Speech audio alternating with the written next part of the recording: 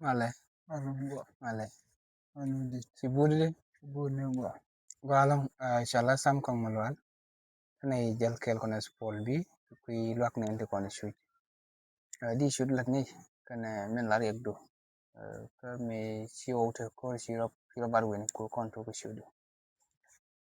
gan jala wi wal palur lakin me chi machkala ne to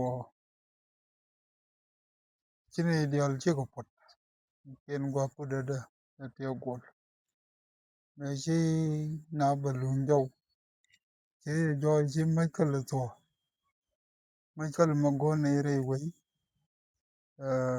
che jar pal pin ko ko wi chine lun chi ne ko Wa ngala mai kala ka jimi lar yegdo min shuji la min wi shiwo danga di gor luak.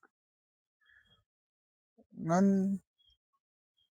te tungwan ti de luan nga lakin chakada luan ke lana ko wazna shelel Ta shige. ke ta chuya ti wina jangai na do bol ke liu lakin nanga Ka jal mi shi jali ka tang. ta ka riek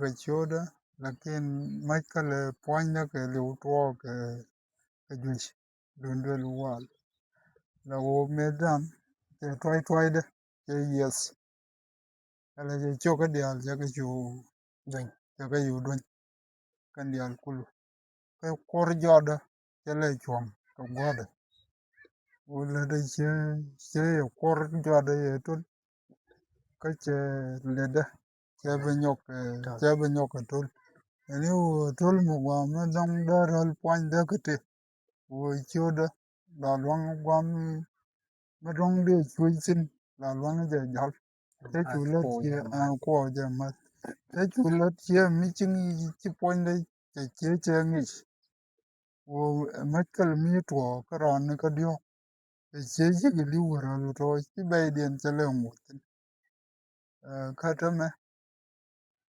jan nin gor lo mi di de long na mo kama Gor luak ka kui dul wal ke ko kui bal. Diri wo dul wal ke diri wo ke mi di sham ni je ko antame na ko choy kareo. Mi si luak je di wala ni dul wal ke diri wo sham ni je. Ke di la tan ka ke la na ro. la lo gin de ran sham Jen nyam. dong de ran wo ye jan nyam kam mi chi ran gwe che dong de ran i la de wo je ka wo mi chi to ka ko ni ni ba ka dong de re wo rum ke i la de Ki te rundi ga jan. men ka ba ka tu i le ben Chi wo dul wal ne te dul wal mi so ja. del wal ke juba mani ma kal te le kwal Mi si ni ro chi ro de lim ka je gwa. Gwa ke wo ta chui na mate sin. Kon cha ko ben ga ji she ka tan chilin. Te ka dama nan ni shale dak do yak. Te yo ti chumun ti jen de luak na nas.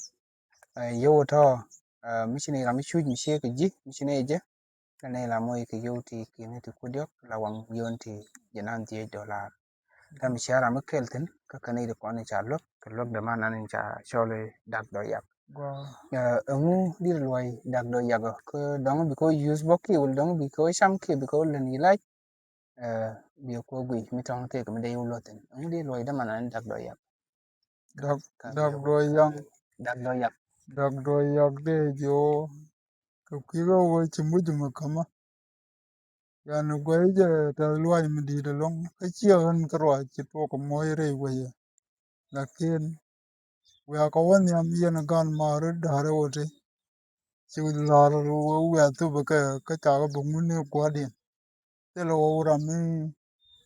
ram te ko chiode cha luon ko moy kan gor ga ni jiri ni te cha la de kan lakin na pon ta ka ko kiro wo bi ka won yam kala ken ko no gwe ka re we ka ba ne to ka luo ka ni chang ya ma ngai ka je ka ni chu ne re we ta me ta luai mi di de long jo ni ji chokron ga ma no gwa ti tina ba loro me ba wo ga jin kare jom kan ci lo te ka ji long Galang. uh, Galang.